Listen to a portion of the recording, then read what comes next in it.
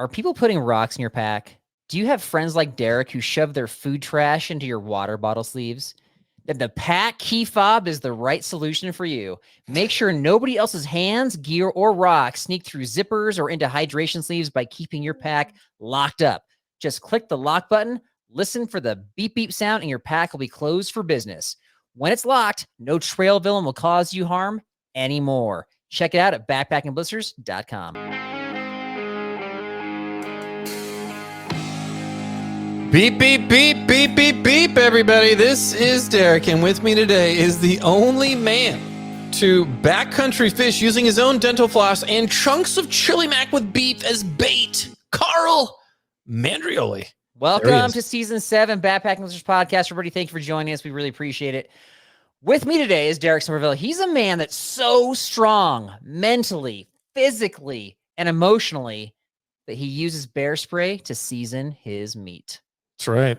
That's right. That would have been the nicest thing you've ever said. That's right. Yeah. You know? Well, wow. I mean, I'm just happy that you're no longer a part-time vegan, so that's kind of part of a celebration, right? Part-time vegan. Never gets old, folks. Never gets old. There we go. We got a doozy. We have the legend on today. Rowan Smith. From Summit Strength. Right. He's probably my fave. He's just the guy of guys. He's so smart. He is. He is going to be trying to share some high quality information with everybody while Derek is trying his best to derail him, to send him off the tracks of truth. Is that accurate? And he handles it with grace. He does. Effortlessly. You know? So. Every time we have him on, I always wonder, why does he come back on our show? He's trying to give good information, and we are wrecking it. I think we're good people. I think we're good people. Okay. I don't know if that matters. even though we're kind of adversarial with how the conversation's going at times. Yeah, we just create conflict for no reason. And I think he likes that. He's a good sport. Yeah, he's a good. For sure. Yeah. So we've got takeaways to make you stronger, faster, better on the trail, and just some kind of just outside the box ideas that he's got to, for training and just interesting stories. Just kind of, a smorgasbord of goodness. Smorgasbord. That's a great word. Great word. Cornucopia. Yeah. Cornucopia is another way. It's a good one. Yeah. All right. So our Bible verse for the episode is Judges 16:6. So Delilah said to Samson, "Tell me the secret of your great strength and how you can be tied up and subdued." Derek, what's the secret of your great strength and hiking ability? What's the secret? Yeah. Well, I don't want you to tie me up and. So I don't know. I think what is the secret of my strength? I want to say willpower. Okay. You go with willpower. Okay. You gotta have to push through your shenanigans. Okay. And I think there's always some degree for every hiker you have this like battle within, whether it's like extreme or minor or whatever. You're always like kind of like, I can get through this. I just gotta power through this. I gotta get over this. So I that's something I really enjoy about. How much can you take, right? Until you actually have to stop. But in the early days, really before you started backpacking with us, we had a lot of people who did give up, a lot of giving up, a lot of being subdued by their own lack of willpower. And so I kind of wonder, kind of in our modern age of backpacking, we've been going so long that now when we bring new people, do you think they feel sort of like compelled to finish as a result? Because in our experience, we haven't had a lot of failures. We've had some, but not a lot. And so do you think there's kind of this pressure when basically like newbies go with experienced folks that that there's sort of this expectation they finish? I mean, I think it'd be foolish to say maybe not a little subconsciously, I know I felt that way my first trip because I'm like, or the death march at least, because I was like, oh gosh, like I'm invited. This is a big deal. You just don't want to be the odd man out. Nobody likes to be the odd man out. So I think hopefully we create an environment though that's like friendly and encouraging, and like we've all been there where you're struggling, and so hopefully we help them through it. So I think for the most part, it doesn't always work out, and we don't always hit trails that meet everybody's expectations or ability, but we do our best. Right. So but for those of you that have struggled on trail like we have, hopefully there's some takeaways for you, specifically with Rowan Smith. So we've got that coming up right now. Boom. So Derek, you're good? You're recording? I'm recording. Local. You're good. Okay. I'm good. Right. Let's jump in then. I should ask Rowan, any questions or concerns about the outline or the questions I threw at you? No. All looks good. Okay. You want to just jump in with how he hurt himself? Yeah. because that's some recent episodes he was talking about that. Yeah. Okay. Okay. All right, here we go. With us today is the host of the Training for Trekking podcast, a man who knows way more about backpacking fitness than both Derek and I combined, a man with a real Australian accent, Rowan Smith. How's it going today? Oh, I'm good, thanks. I'm good. I'm stoked to be back on the show after this time. And as we were saying before, I'm actually stoked to kind of see both of your faces now in the video format. So That's yeah, right. really looking forward to having a chat today. Carl, do you feel like he like amps up the accent a little because we're on? You know, like you know what I mean? Like just amps like hey guys, how you doing? It's good to see you. All right, mate. You know, like I feel like he like amps up just a little bit because he knows we like it. It's good. It's good though. It's good.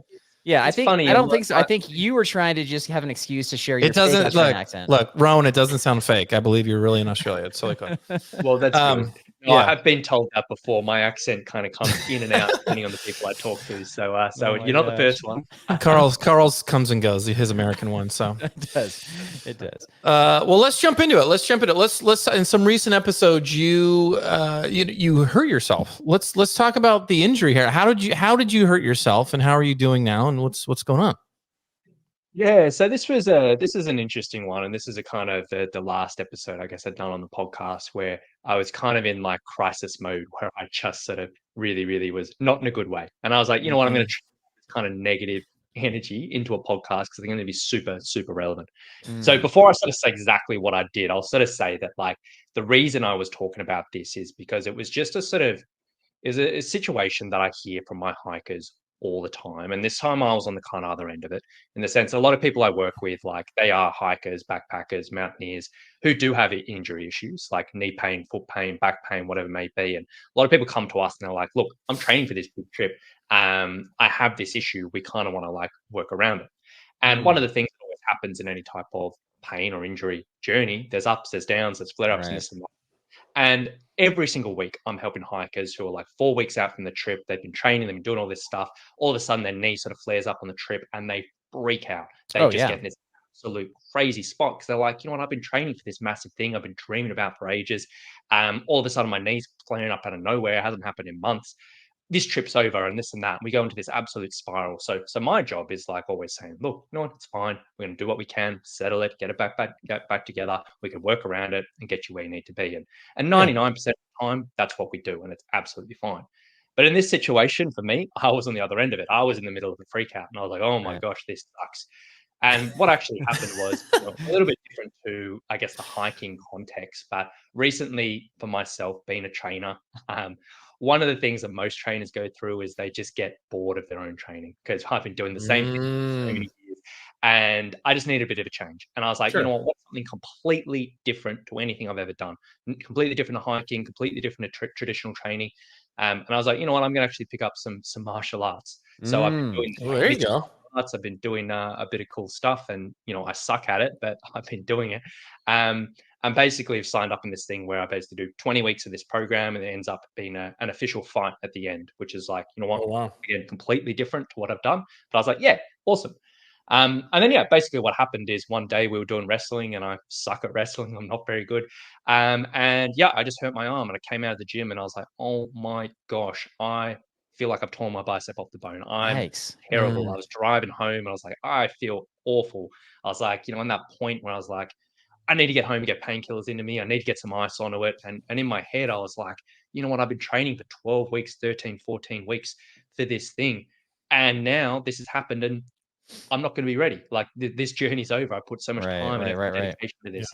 And that's basically what happened. I was like, you know what? This is exactly the journey that my hikers go through and so many hikers go through as well. So yeah, that was the injury. I'm feeling kind of fine now. I'm a bit still beat up, but I was fine in a couple of days. But yeah, it was an interesting thing being on the other side of it compared to, what I'm usually helping people with. So it sounds like you signed up to fight and got injured, right? Do people do that a lot, Carl, you think? People for fighting? For fighting. Do they get injured when they fight? You feel like I would know a lot about fighting.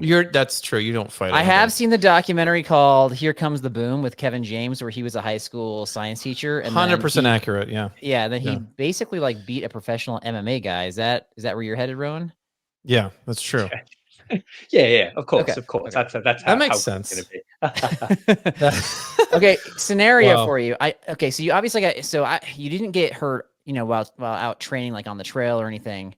You got hurt while training for MMA stuff, but let's just pretend that you got hurt on the trail. You hurt your arm. It felt the same way, and you're laying on the trail, and like in that moment, you're obviously upset, you're angry, and you happen to have a trekking pole next to you. Would you smash the trekking pole in extreme anger? Would that be something that would be? He's referring to me. Yeah. All right. For me personally, I love my poles, so there's no way I'm going to break my poles. Okay. They're my best friend. So, but I could sort of see how that could happen. What if your poles are like 20 years old and you're already toying with the idea of getting new ones? Would you then, I don't know. I mean, maybe you can get away with smashing one. I don't know. But it's just an excuse to upgrade, Exactly. Okay. All right. So, it doesn't sound like he has rage smash anger issues like you do, Derek. Well, if you break one, you might as well break the other. You know what I mean? It's like whatever. So when you're not feeling good on the trail, like what do you give us a tip or two about like what do you do when you're on the trail and you're not feeling good? Are you taking a nap behind a tree? Are you like grabbing a marmot and taking a nap and cuddling with him? Like what do you do to help yourself feel better on the trail? Like what's going on? Yeah, and this is another thing that I have conversations with hikers every single week in the sense that they'll come to me and they were like, I've been training, everything's going good. Then all of a sudden they go on a big hike and for whatever reason, they just feel terrible. They're sluggish, they're like flat, they're not feeling energetic. Maybe their hiking partners aren't the best company and they're not having a good time or whatever. I get that. That's I know about that. to all of us. Original. Yeah. So typically when we are kind of feeling bad, there's three really, really simple things that I recommend to my clients, which they're just simple things. They're kind of common sense, but sometimes just having this top of mind when we're in these situations, it can make kind of all the difference. Now, first and foremost, for most hikers, if we're not feeling good, if we're feeling not energetic, we're feeling a bit fatigued, whatever it may be, first and foremost, first thing is just eat something. In all honesty, it's something we've been told for so many years, something we all know. If we're in a bad mood, just eat something, will probably sort you out. Mm-hmm. That's not a solution, but will help so many hikers because, I can't remember if we talked about in previous episodes, but under eating for most hikers is just a really typical thing. We can survive on just eating anything. It doesn't really matter. Like we can kind of get through any type of hikes. But if we really want to optimize our energy in like quotation marks, we just need to eat a little bit more than we're kind of used to. Mm-hmm. So quite often hikers will end up being just under fueled, under energized. They're just in a bad spot. Just a little bit extra food in them can go all the way. And basically, now, are you saying any food, or do you recommend if you're feeling bad, like pound the carbs or pound the protein or chocolate? Chocolate. There you go. So very, very, very best thing, and this is like if you are completely opposed to this, fair enough. Don't block me in box saying I'm completely wrong. I know people don't like this, but high carbohydrate, low fat, low protein, low fiber. So it's basically sort of food that's very quick digesting, quick energy.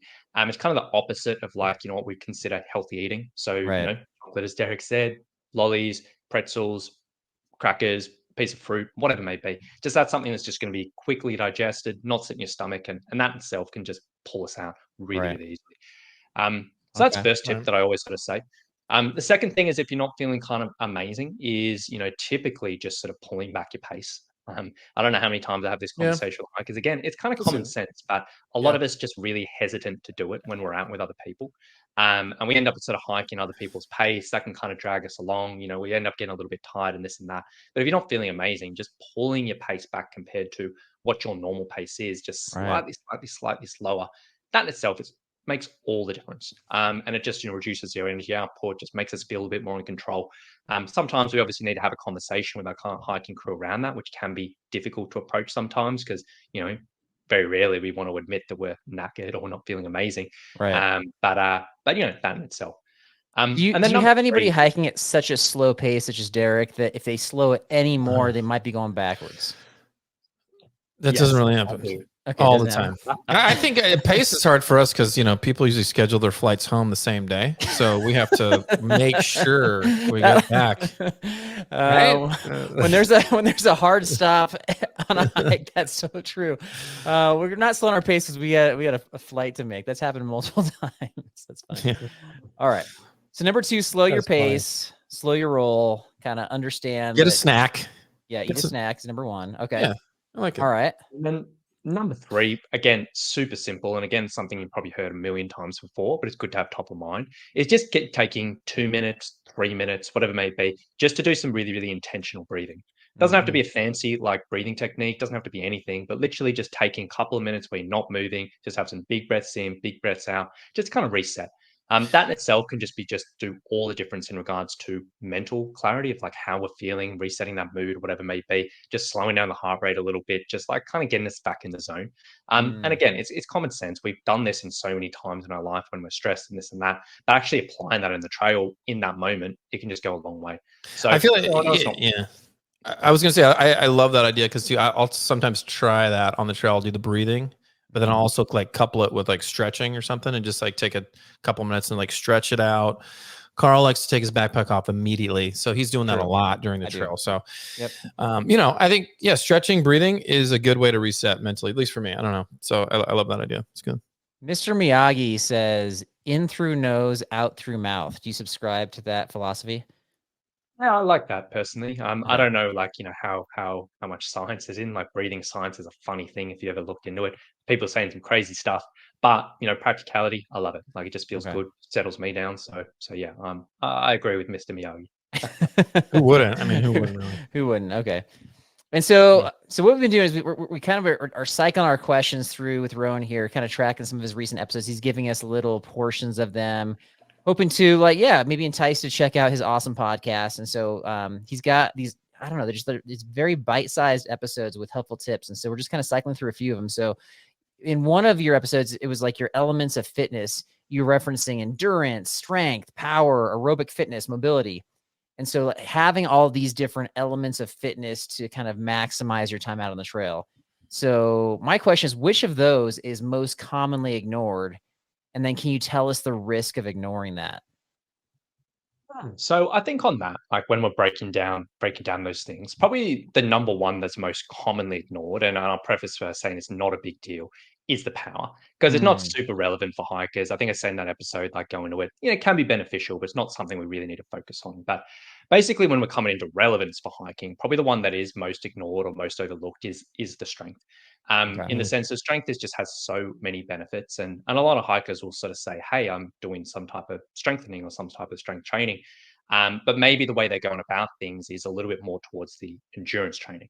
So what I mean by that is, they may say, "Hey, I'm doing a bunch of body weight squats at home, and I'm doing lots and lots of step ups," which is great, has a lot of benefits. But if they're doing, lots and lots and lots of repetitions, 15, 20, 30, just doing lots and lots and lots with low resistance, that probably goes more towards the endurance side of things, which has its benefits, but it's probably not really doing enough resistance to hit the strength. And the beauty of the strength is when we can have a little bit extra difficulty, a little bit extra challenge, a little bit extra resistance. It just has some fantastic benefits in regards to injury and pain prevention. And just getting that stimulus into the area can just do amazing, amazing things. It can do some great things for our movement efficiency, meaning kind of as we get stronger, our muscles get a little bit more efficient at moving together. So every single kind of step we take ends up using just a tiny little bit less energy, which isn't a big deal day to day. But then obviously if we're on the trail for hours, days, right. time, that really adds up. And then also for the fact of things like balance and stability and even just pure confidence of just having those muscles just with that extra strength, it just goes such a long way. So I would sort of say, strength is probably missed by a lot of people, and a lot of people may consider they're doing strength training, but it may not technically subscribe to getting those exact benefits from what they're doing, which can sometimes be a bit tricky. Yeah. So to increase strength, I mean, like Carl will usually take a backpack and throw like some weights in it, walk around the grocery store. Correct. Is that going to strengthen your ankles like a good amount, you think? Ankles, shoulders? I would say that would probably fall into a bit more of the endurance stuff. So that stuff can be absolutely amazing. And there's I get all my hikers doing something like that because it has a lot of good benefits. But when we're something talking about like going to the grocery store with the backpack on? Yeah, sure. Yeah. Like, typically I'll sort of get Yeah. all of my hikers doing neighborhood walking, and a lot of people, put that together with their groceries or with them meeting friends or getting a coffee or whatever. He's validating you, Carl. He's validating you. This is the best moment of the podcast ever, right here. What if right you here. what if you like throw like live, like like cooked ham and chicken in the backpack as well? Is that appropriate, you think? From the grocery store? Like you're trying to from the steal grocery store. Like he's at Costco, he'll throw in those like rotisserie chickens, and I'm like, why would you do that? It's already cooked. I don't know. He just It's already cooked. he throws salmon in there. I don't know. I don't get it. He's trying to ward off people. Oh, good. Keep children away. Yeah. All right. Okay. You talked about the difference. So you mentioned like power versus strength. So I'm trying to apply this to the trail. So Derek and I recently went on a trip where we were hiking up a mountain pass, and the word trail or track in Australian was kind of used very loosely. And so it was basically just going like straight up the side of a mountain. And so you're taking, it's just, I don't know what the, degree angle was or whatever, but it's definitely something where you're not on a nice graded trail. And so, having done, squats and lunges, like those are the muscles you're using with your pack on to climb up, step over step, the steep hill. Shale, loose stuff, whatever. So is that a strength issue, or is that just like each step is that like more of an explosive power issue or a combination, or what is that? Yeah, probably not so much the explosive power, and probably more on the strength, and then there may be a few other bits and pieces in there. The power stuff, like really the main relevance for that in regards to hiking, and it is pretty rare, and it's something that you probably wouldn't spend a huge amount of time training, but it's that kind of quick reaction speed for when things go wrong. So if you step on a rock and it slides out from under you, and you all of a sudden take a lunge to catch yourself, you could argue that's sort of power going in there. Oh, okay. Typically, it's sort of when we're like sprinting or jumping, that's kind of where power comes in. So I'd say in your example, more sort of the strength side of things, probably line into that. Interesting. Okay. All right. Okay. So we've noticed that there's been a couple gaps in some of your podcasts. I think earlier this year, towards the beginning of 2023, you had kind of a break from your show for, I want to say it was like a month. And then more recently, like you've had another, I want to say it's been another month or so since you've been hurt. I don't know if your injury affects recording the show, but you know what? Derek and I, we try to help out. We're stepping in. We thought maybe it's an issue of like running out of ideas for your show. I don't know. And so we got ideas. Yeah. What's that, Derek? We got a lot of ideas. Not good ones, but we got a lot. We don't guarantee goodness, but we definitely can guarantee lots of them. We're more quantity than quality. So I've come up with 3 future episode ideas. And so my question to you is, which of these are you most likely willing to record? All right. You can say none. That's fine. You can say none, but that's less fun. So if you want to be on the less fun side, you can join with Derek if you want to. All right. So here we go. Option number 1 is, if you want to go faster, here's how you slow others down. Okay. So that's like, we can talk about, spiking people's water with like laxatives or like melatonin and stuff like that, or whatever other creative ideas you have. Like when you put rocks in your own backpack and blame everybody else. We don't want to give too many answers to Ron because maybe he has his own ideas. That's true. My bad. Yeah, okay. I already gave 2. All right. So that's number 1. Number 2, how to use mixed martial arts training for trail fitness and trail villains. Okay. Combat on the trail. Yeah. Number 3, how to become physically stronger than bears so that you can take their food. Wow. This is a big toss up between 1 and 3. I'll tell you that. Both of those, they got my creative juices flowing there. So I like it. Toss up. Okay. All right. Just stay tuned, folks. So look for those episode ideas. Like, we didn't copyright them. You can take them. I mean, you could just like literally copy paste if you want to. So do it, please do it. But no MMA. You're not using MMA outside of the ring or the octagon to battle trail villains. What about like MMA on the bear? Maybe not.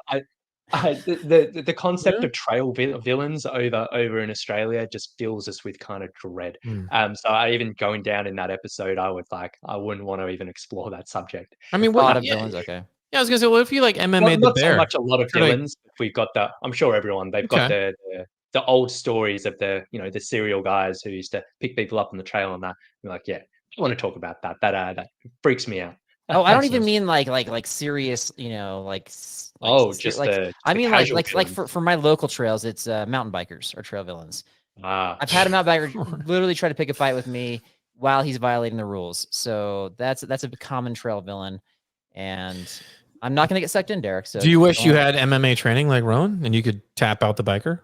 I probably would, puff out my chest a little more and have a little more self-confidence versus like cowering and saying, please leave me alone. I mean, you puffing out your chest would be more embarrassing than intimidating probably, though. No, it wouldn't be if I was MMA trained, right? Well, I mean, do you have can you pull off the moves? Really?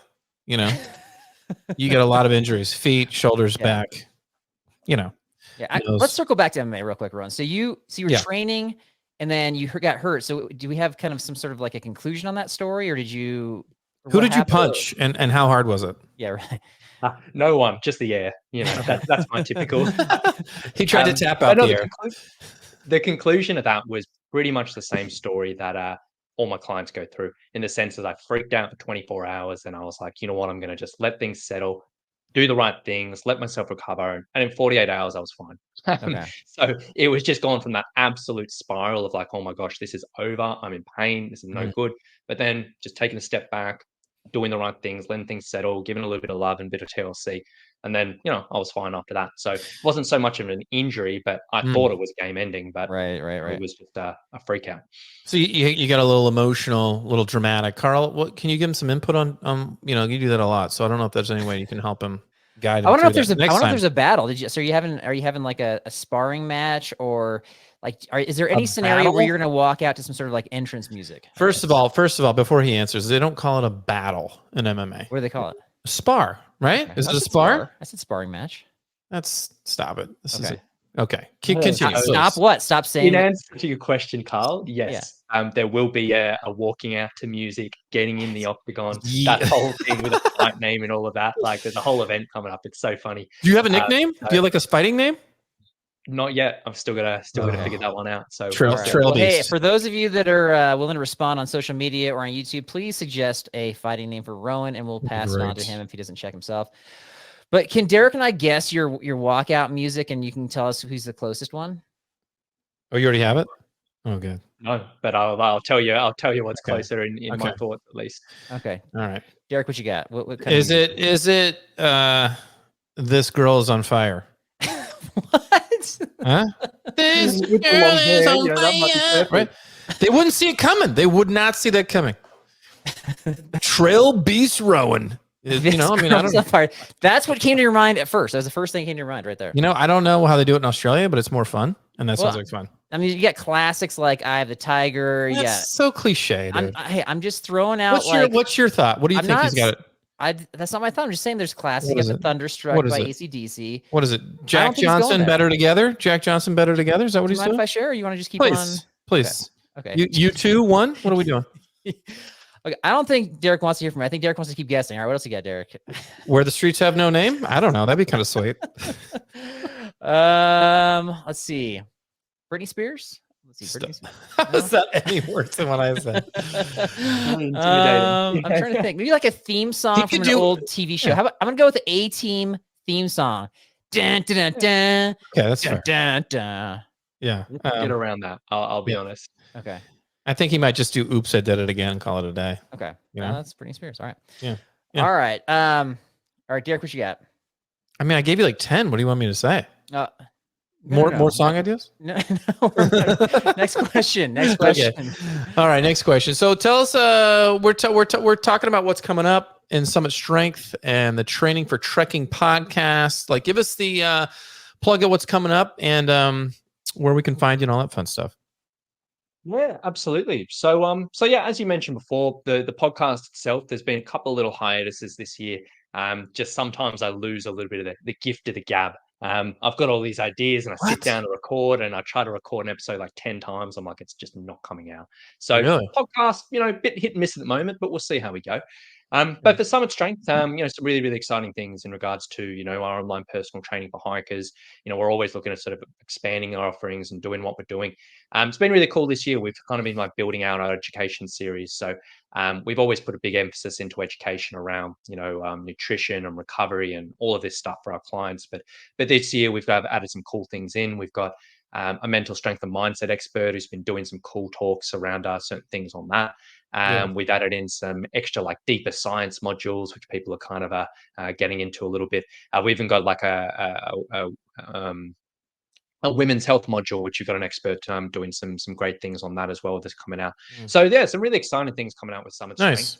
Really, it's a case of just helping everyday hikers and kind of building things up, and people who are gearing into their trips for 2020 or 2024 coming up now. Oh yeah. Scary thought. Right. So yeah, it's just cruising So if anyone is interested in getting a little bit of help with their training for hiking, training for backpacking, mountaineering, or whatever trail adventures, yeah, come and find us at summitstrength.com.au. You can kind of check out what we do, check out our programs, and if you want to have a bit of a chat, you can find a bit of time in our calendar. And we can have a bit of a conversation from there. But and always happy to chat with any aspiring hiker or any aspiring adventurer. I love that. Man. I love that. And I'll say firsthand, like if you guys contact this guy, he's going to teach you something. He's always teaching us something as well. Just a well of knowledge. Bite-sized podcast episodes, training for trekking, and then he will personally train you to the point where even if you do have a setback or some sort of frustration, like you will be able to handle it without smashing trekking poles. This is your go-to guy for sure. Rowan, man, you're always the best. Thanks for putting up with our nonsense while we interview you. You gave us a lot of good information to chew over and to respond to. So thanks again for your time, man. Awesome. No, my pleasure. Thanks so much for having me on. So, man, what did you think about Rowan the legend and all of this crazy, Yeah. Oh, man. So interesting stuff. You know, the whole like walkout music thing? Yeah. You had some fun with that. Actually, you were pumping those songs out, man. I liked it. Of course. So this is a weird part of my history, but I had a buddy who got for a short period of time way into like the WWE NWO stuff. Oh. And so he got into like some entry level stuff where he was helping with the production side of things. And he asked me to help him on a weekend. And so I went down to one and they had me running the intro music for all these like entry level wrestlers. Wow, that's bold. Yeah. So, yeah. Cause I don't know what I was doing. And so all these entry level wrestlers are like handing me their tapes. Like it was really, I mean, it wasn't a time when we were using tapes, but it was just like that kind of rinky dink of a program there. But their premier wrestler was a guy named Alcatraz. And he was slacking. Like he was up wrestling soon and he didn't get me his music. And so I was like, hey, I told one of the other wrestlers, I was like, hey, you go tell Alcatraz he doesn't get me his music. I'm playing Britney Spears for the walkout music. Please tell me that happened. Yeah. And I was told he like sprinted to his car to get his stuff. And I don't think he made it big though. Have you heard of him? No. Okay. Alcatraz, I would remember that. That's an amazing name, actually. Yeah. Anyway, what do you think about like MMA to kind of mix up training to kind of refreshen things, so to speak? You like that idea? No. I think if you're about to do something huge like he was, and you're gonna start fighting, you might get injured. I don't know. He's younger than us, man. Getting injured, he's like, oh, it's better in a couple of days. Like for us, that's like 6 months right there. 6 months. That's you. I'm more like a week. You two, you just don't know any better. I'm a week. Okay, so you don't like MMA training. I would do it. I think the risk with it is that if you are doing it for fitness and you're partnering or sparring with somebody who's not, they could jack you up and you have no recourse. Yeah. Yeah. So that would be the risk. Yeah. That would be the risk. Okay. Getting hurt. Any other takeaways you had from him? No, I mean, he always has good tips. I mean, the pacing, slowing down the pace, the snacks, all these things, these little things do add up. He's right. I mean, as far as like getting your muscles and your body used to doing the same motions on the trail is going to save you energy and all these other things. Okay. I mean, he's just always a good guy to listen to and like take note from. So let me ask you this. Because he mentioned, like eat more than you think you need. And we're going to actually explore that very thought, like more specifically in our next episode.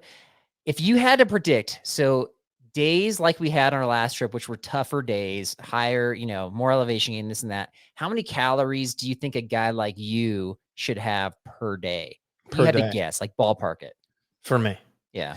Eating more than normal. Yeah. Eating more than you think you need. Oh, I'd say probably like 2,500 to 3,000. Okay. So on a typical day, like no exercise, definitely no exertion, your typical, I want to say isn't it 2,000 calories a day for an adult male, I want to say on average. So you should up average. So you're up it by 500 to 1,000 calories with all that exertion. Okay. With all that exertion. I mean, how my shoulders don't have the same issues you do, and I have a better pack weight usually. So yeah. Okay. According to a source we're going to look at in our next episode, not even close. Like what is it, like 3,000 more? Yeah, we're gonna find out. Just gonna. I don't even know. I don't know how I'd fit that in my.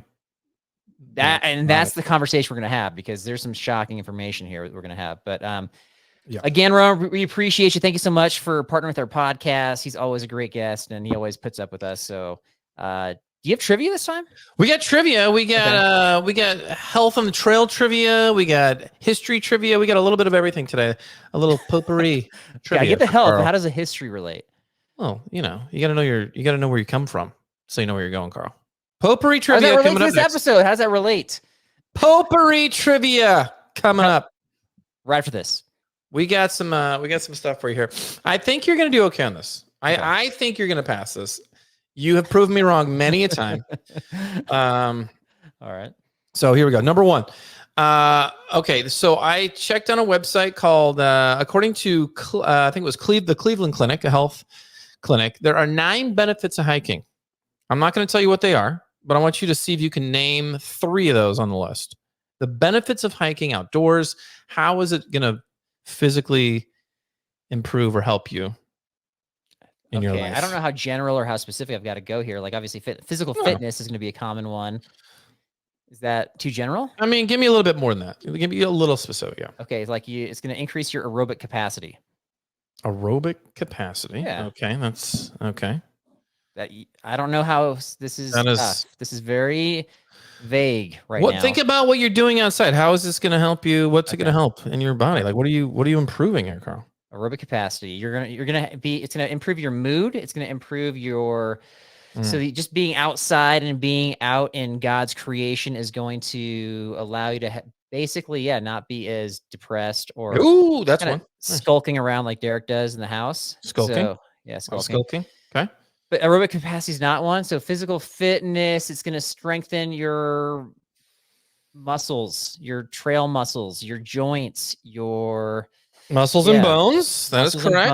Give me one more guess. Muscles and bones, anxiety, depression. Yep. So benefits of hiking. Vitamin D. You didn't get some vitamin D time. Some vitamin D time, which I'm going to give you that. I'm going to give you that because it's saying that the more vitamin D you get, it actually helps reset your sleep and you get a better sleep. Okay. Due to vitamin D. So I'm going to give you that. All right. So it's good. Ding, ding, ding. There's also like decreases potential diabetic stuff. It can improve your balance, improve your arthritis. It has the potential to reduce heart disease, helps with obesity, lowers your blood pressure. So a lot of good things. How does it help with arthritis? What is that? I don't know. It was something about. Wait, I think I have it right here. Let me pull it up real quick here. It was something about. Do you have arthritis? Is that way? I think like the onset in one of my hips. My hips are just Oh, really? Dying. Okay. Let's see. Hiking is the easiest way to get to get your heart rate up at a. Okay, so get your heart rate up at a certain range where you might have to. Aerobic capacity. I literally said that. It's like an easier way to get your heart rate going without exerting too much, and so it's what does it say here? Even if you're going to be at a slower pace, we're watching you read a website right now. You'll be able to get your heart rate up while still walking, so you don't have to have all that impact. So it's not as much impact on your body, so it's going to be better on your joints and areas. Where's your arthritis? You have like tooth arthritis? What do you have? eye arthritis, something ridiculous. Okay, making fun of people with arthritis. You're gonna win a lot of people over that way. Making fun of you with fake arthritis is what I'm doing. Yes, fake arthritis. Fake hypochondriac arthritis is a condition that Carl suffers from, and he's in therapy, guys. He is in therapy for it. Okay, here's a question. Trying to make people feel bad for me. Is that the thought? Is that why I would do that? People feel bad for you for many reasons. So why would I need to make up stuff? You bring it upon yourself. Okay, all right. Next question. Next question. Okay, which have you hurt the most on the trail? Okay, is it your feet, your back, your shoulders, or your pride? Which have you hurt? Which have you hurt? That's the question. Which have you hurt the most? We literally just did an episode where we messed up 9 different times on a single backpacking trip. So I don't know if we have any pride left at this point. I think we've been humbled beyond belief.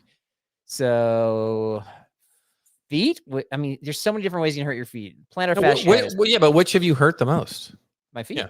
You're going feet. Lots of feet injuries. A lot of feet. I was going to say you've hurt your pride the most, but no, I don't have any pride left, man. Like, let's listen to this podcast.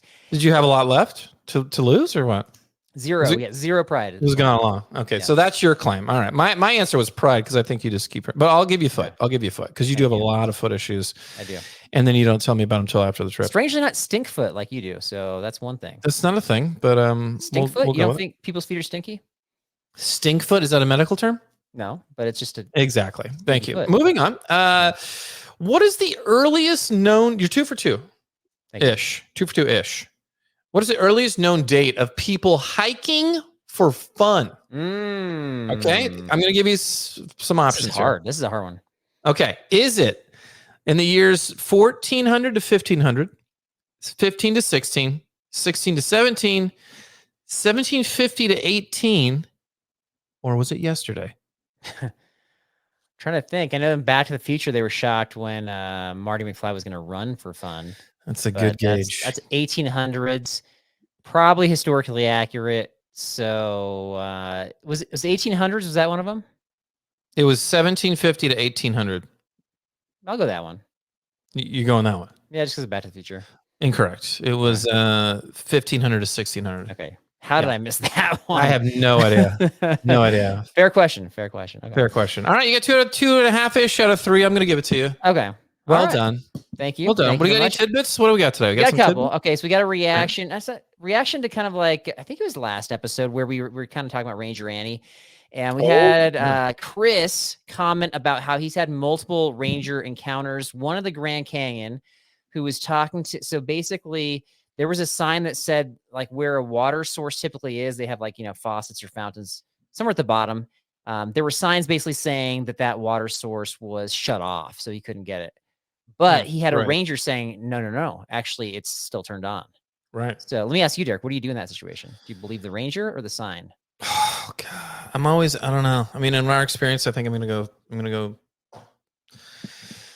Oh, that's always a hard one. Sign. I'm going to go sign. Yeah. And I think that's what Chris sad wanted that I'm to leaning do. away. I'm sad I'm leaning away from the Rangers because they just mess up so much. Well, and that's, and Chris said he looked the ranger in the eye. It sounded like it's I read that.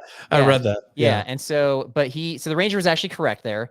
But then he had like a ranger's encounter in Canyonlands. He was letting us know that he appreciated us, talking about our Canyonlands trips because he went there as a result and he loved it. But he was confirming he was at the right trailhead, and there was 5 rangers standing at the trailhead. And basically, none of them could confirm he was at the right trailhead. Correct. I think so. My interpretation of that story is that the rangers were wanting to talk to each other and not to Chris, and he just kind of rolled up at the wrong time. But we figure it out. Yeah. Just to clarify, most of the rangers that we encounter are super friendly, and they're the best people, and we appreciate everything they do for national parks, national forests, etc. We've just had some interesting encounters, and we don't always trust their trail intel, but we still respect them and honor them. Is that fair? I think we all do. Try to. Yeah. I mean, I think you get a little out of line with Ranger Annie, but other than that, again. All right. Other thing is, we haven't had we had reviews last episode, but those are stored up for a while. We haven't had a review on Apple in a while. So if you're listening to us on Apple Podcasts, we would appreciate a 5-star review.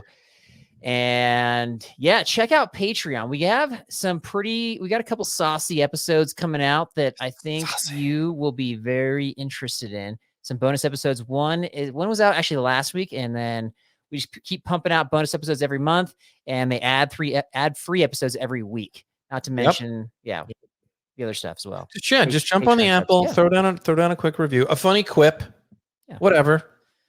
It's always welcome. For sure. That's all I got, my friend. That's all I got. Guys, again, pleasure. Season 7 underway. Strong start. We will see you next time, guys. Remember, if you need to have some snacks, like Rowan was saying, just grab a few of those bugs and slugs on the way. It's going to give you some good protein. We will see you next time.